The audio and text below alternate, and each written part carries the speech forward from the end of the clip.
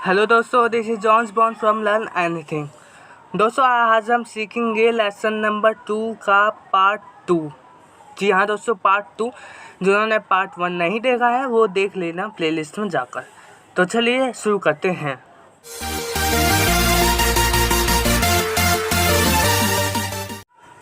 Hello दोस्तों, this is John's Bond from learn anything. दोस्तों, आज हम सीखेंगे लेसन नंबर 2 का पार्ट 2। जी हाँ दोस्तों, पार्ट 2।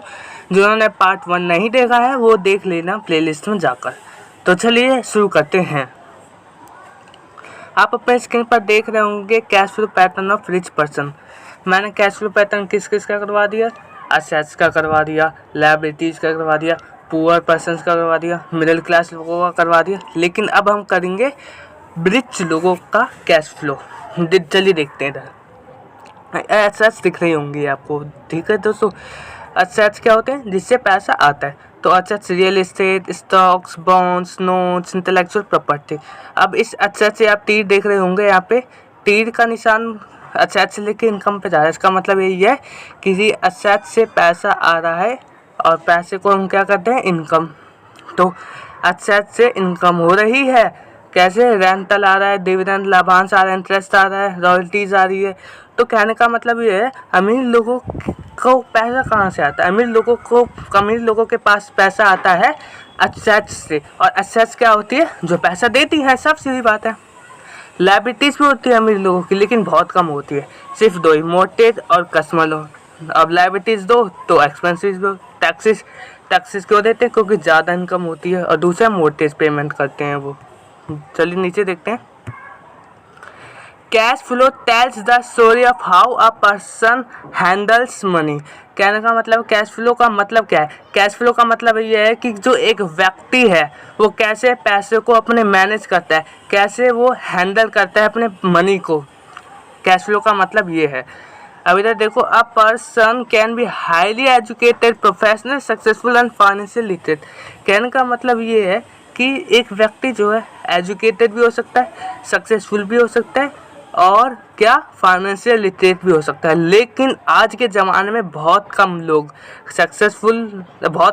फाइनेंशियल लिटरेट है। कहने का मतलब बहुत सारे लोग एजुकेटेड हैं, सक्सेसफुल हैं प्रोफेशनली, लेकिन उनको फाइनेंशियल इंटेलिजेंस के बारे में कुछ पता ही नहीं है। आजकल के लोगों को वो सिर्फ और सिर्फ इंटेलिजेंट है अपने करियर में, डॉक्टर है, इंजीनियर है, उनको सब अपने प्रोफेशनल स्किल्स में ही वो बेस्ट है और फाइनेंशियल इंटेलिजेंस उसको बिल्कुल भी नहीं आती है उनको। चलिए नेक्स्ट देखते हैं। नेक्स्ट क्या कह रहे हैं वो? नेक्स्ट कह रहे हैं, an intelligent person hires people who are more intelligent than he is. मतलब इंटेलिजेंट लोगों की मैं खासियत बता रहा हूँ। इसमें इंटेलिजेंट लोगों की खासियत क्या है कि इंटेलिजेंट लोग जो हैं, अगर वो उन्होंने कोई कंपनी खोली है तो अपनी कंपनी में अपने से ज़्यादा इंटेलिजेंट लोगों को वो चूज़ करते हैं। इसका मैं जीता जागता एग्जांपल बताता हूँ। संदीप माहेश्वरी जी ने अपने एक वीडियो में बताया था कि उनकी कंपनी में उनसे भी बेस्ट फोटोग्राफर हैं। जी हाँ दोस्तों, उनसे भी बेस्ट। तो इंटेलिजेंट लोग क्यों अपने से इंटेलिजेंट लोगों को चुनते हैं? क्यों चुनते हैं? क्योंकि उनसे बहुत कुछ सीखने को मिलता है। तो इंटेलिजेंट लोगों की पहचान यही है कि वो अपने से और इंटेलिजेंट लोगों को चुनते हैं ताकि उनसे बहुत कुछ सीखने को मिले।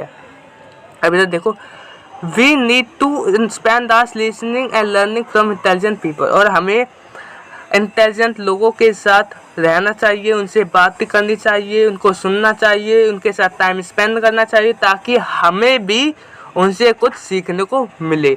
तो ये रिच डैड कह रहे हैं हमसे कि उन लोगों के पास जाओ जो रिच है। रिच नहीं, जो इंटेलिजेंट है। जो इंटेलिजेंट है वही रिच है। और इंटेलिजेंट उसमें नहीं, स्किल्स में नहीं, फाइनेंशियली इंटेलिजेंस की बात चल रही है इधर, फाइनेंशियली इंटेलिजेंस। चलिए नेक्स्ट देखते हैं। Many people buy their houses in a few years and quickly they get into big debt. क्यों? घर खरीदने के लिए पैसे होते हैं कम, कुछ पैसे कम पड़ जाते हैं तो वो उस कम पैसों को पूरा करने के लिए क्या ले लेते हैं? लोन ले लेते हैं, जिससे कि वो बिग डेट में आ जाते हैं और पेमेंट करते रहते हैं, इंक्रीज करते रहते हैं वो अपने एक्सपेंसेस को। क्यों?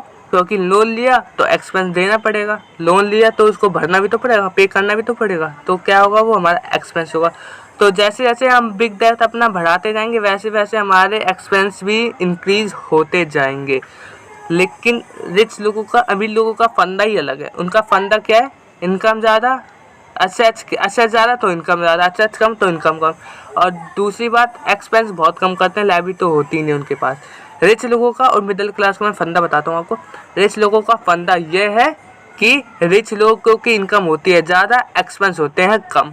मिडिल क्लास लोगों का फंडा ये है, इनकम होती है कम, एक्सपेंस होते हैं ज़्यादा। मतलब उल्टा है, जिसके पास ज़्यादा पैसे हैं उसको ज़्यादा खर्च करना चाहिए, लेकिन नहीं, वो खर्च कर रहे हैं अपने पैसों को, लेकिन जहाँ से और पैसा है वहाँ वो अपने पैसों को इन्वेस्ट कर रहे हैं। कौन लोग? रिच लोग। तो आप समझ गए होंगे रिच लोगों की कहानी। अब इधर देखो, इधर why the rich get richer. आज आपको जानने को मिलेगा कि आज की दुनिया में अमीर अमीर क्यों है। जी हाँ दोस्तों, आज की दुनिया में अमीर अमीर क्यों है। तो चलिए देखते हैं इधर हम, ध्यान से सुनना आप लोग। The assets column generate enough income to cover expenses to balance the assets column again invested, and assets column continues to grow and it produces money, then the rich get richer। इधर दो चीज़ों को मिलेंगी आपको सीखने के लिए। आज पता चलेगा आपको अमीर अमीर क्यों है। अब इधर देखो, assets column generate enough income to cover expenses। कहने का मतलब ये है, रिच लोगों के पास इतना इनकम आती है कि वो उनके जो एक्सपेंसेस हैं वो कवर हो जाते हैं। एग्जाम्पल के द्वारा बताता हूँ आपको।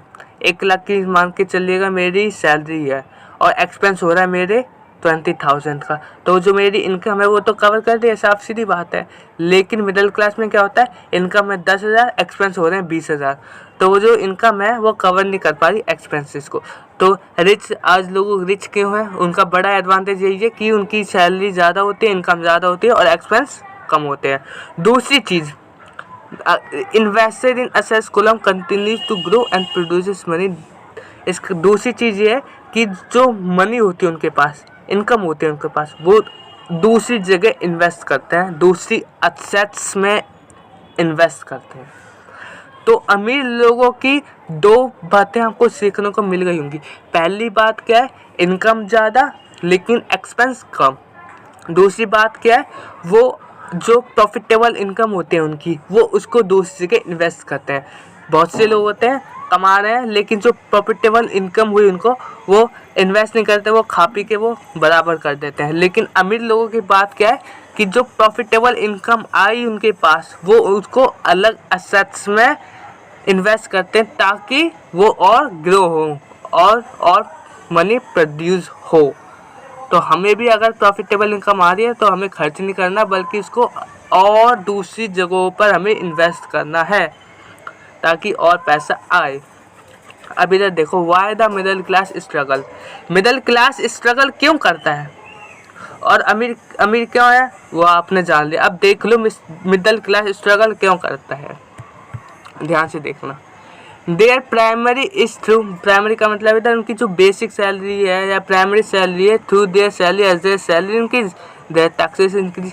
कहने का मतलब है उनकी जो बेसिक इनकम होती है वो जॉब से होती है, और जैसे उनकी जॉब में सैलरी इंक्रीज होती है तो साफ सीधी बात है उनके टैक्सेस भी इंक्रीज हो जाते हैं, क्योंकि गवर्नमेंट को पता चल जाता है हाँ भाई इसकी सैलरी इंक्रीज हुई है तो उसके टैक्स भी इंक्रीज हो जाते हैं। लेकिन एक बात ध्यान देखो यहाँ पे, they treat their home as their assets instead of investing in income producing assets. ध्यान से सुनना। अब मिडिल क्लास लोगों की थिंकिंग बताता हूँ आपको। मिडिल क्लास लोगों ने घर खरीद लिया और उस घर को वो असेट्स समझते हैं, लेकिन मैं पार्ट 1 में बता चुका हूँ आपको कि जो वो घर खरीदते हैं वो असेट्स नहीं होती, वो होती है हमारी लायबिलिटी। लायबिलिटी का मतलब पैसे जाना, असेट्स का मतलब पैसे आना। और जो आपने घर खरीदा उससे पैसे थोड़ी आ रहे हैं, बल्कि पैसे जा रहे हैं। पैसे क्यों जा रहे हैं वो मैं आपको पार्ट 1 में बता चुका हूँ। तो जो मिडिल क्लास लोगों की सोच है वो अपने घर को असेट समझ लेते हैं, लेकिन रियलिटी में होती है वो लायबिलिटीज़।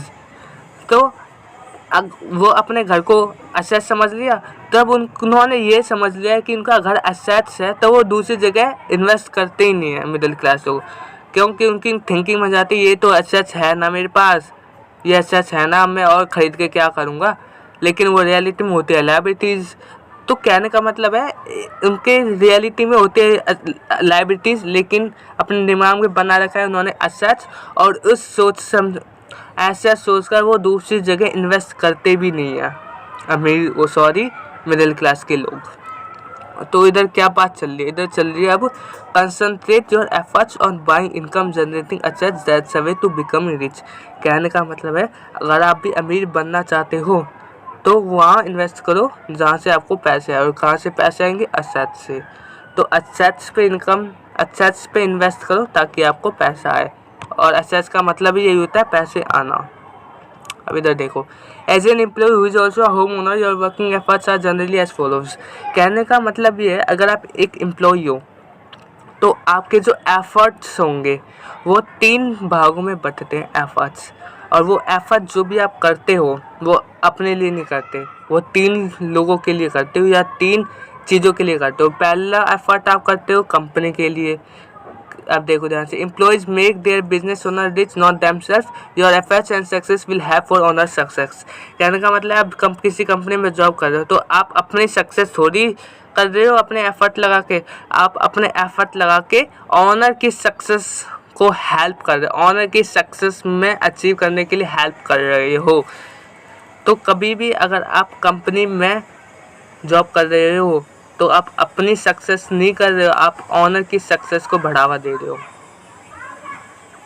दूसरी चीज़, you work for the government. कहने का मतलब है दूसरी चीज़, हम गवर्नमेंट के लिए कार्य करते हैं। कैसे? The government take it share from your pay check before you see it. कहने का मतलब आपके चेक मिलने से पहले ही कुछ प्रतिशत टैक्स के रूप में गवर्नमेंट आपसे ले लेती है। तो आप सरकार के लिए एफर्ट कर रहे हो। तीसरी चीज, you work for the bank, your largest expense is your mortgage and credit card डेब्ट। और आप डेट ले लेते हो। कहने का मतलब है अगर आप एक एम्प्लॉय हो तो आप अपने लिए आप एफर्ट्स जरूर कर रहे हो लेकिन अपने लिए नहीं, इन 3 लोगों के लिए। किन 3 लोगों के लिए? कंपनी के लिए, गवर्नमेंट के लिए और बैंक के लिए। आप 3 लोगों के लिए एफर्ट कर रहे हो, 3 फील्ड में आप एफर्ट कर रहे हो। और एफर्ट अगर आप कर रहे हो तो अपने लिए करो, उन 3 के लिए क्यों कर रहे हो? आप अपने लिए कब करोगे? जब आप कोई बिजनेस करना चाहते हो। तो कहने का मतलब यही है, एम्प्लॉय मत बनो, काम मत ढूंढो बल्कि काम को क्रिएट करना सीखो। जॉब मत ढूंढो बल्कि जॉब को क्रिएट करना सीखो। जॉब को कैसे क्रिएट करोगे? बिजनेस करके। चलिए नेक्स्ट देखते हैं। इधर हमें एक नई चीज़ पता चल रही है वेल्थ के बारे में कि नेट वर्थ या वेल्थ कब काम में आती है हमारे। देखो ध्यान से, wealth is a person's ability to survive so many number of days forward. If I stop working today how long could I survive, by Buckminster. मतलब बकमिस्टर जी जो हैं उन्होंने हमें यह बात बताई है कि अगर कोई वेल्थ है, मतलब किसी पर्सन की जो एबिलिटी है वो वेल्थ पे डिपेंड करती है। कहने का मतलब है अगर किसी पर्सन ने काम करना छोड़ दिया तो वो अपनी वेल्थ से कितने दिन और सर्वाइव कर सकता है। अब आपने सुना होगा मुकेश अंबानी की, इलॉन मस्क की, बिल गेट्स की, जेफ बेजोस, इनकी इतनी नेटवर्थ है, बिलियंस में नेटवर्थ है। तो उनसे पता चल गया होगा कि वो हज़ारों साल तक अगर काम नहीं करेंगे तो खा सकते हैं बैठ के। तो कहने का मतलब यही है, नेटवर्थ या वेल्थ, इसका मतलब यही है कि अगर आप काम करना छोड़ दोगे तो आप कितने दिन तक सर्वाइव कर सकते हो। वेल्थ का मतलब ये है। If you want to increase your expense, must increase cash flow to maintain this level of wealth। कहने का मतलब है अगर आपको एक्सपेंस करना है तो एक्सपेंस करो, नो डाउट, लेकिन इनकम भी तो बढ़ाओ भाई। अगर आपको एक्सपेंस करना है तो इनकम बढ़ाओ। अमीर लोगों का क्या फंडा है? इनकम ज़्यादा एक्सपेंस कम, लेकिन आपका मन कर रहा है एक्सपेंस ज़्यादा करने हैं तो इनकम भी बढ़ाओ इसी हिसाब से, एक्सपेंस के हिसाब से। I am not depend on my wages, if I quit the job I would be able to survive। कहने का मतलब है आप ऐसे बनो कि अगर आपने काम करना भी छोड़ दिया, वेजेस मजदूरी लेना भी छोड़ दिया, तो आप कितने दिन तक, अगर आपने जॉब भी छोड़ दी तो आप कितने दिन तक सर्वाइव कर सकते हो। ये किस पे डिपेंड करता है? ये नेटवर्थ या वेल्थ पे डिपेंड करता है कि आपकी कितनी वेल्थ है। और जितनी ज़्यादा वेल्थ होगी उतने ज़्यादा दिनों तक आप बिना किसी काम के बैठ के घर पे आराम से खा सकते हो। तो दोस्तों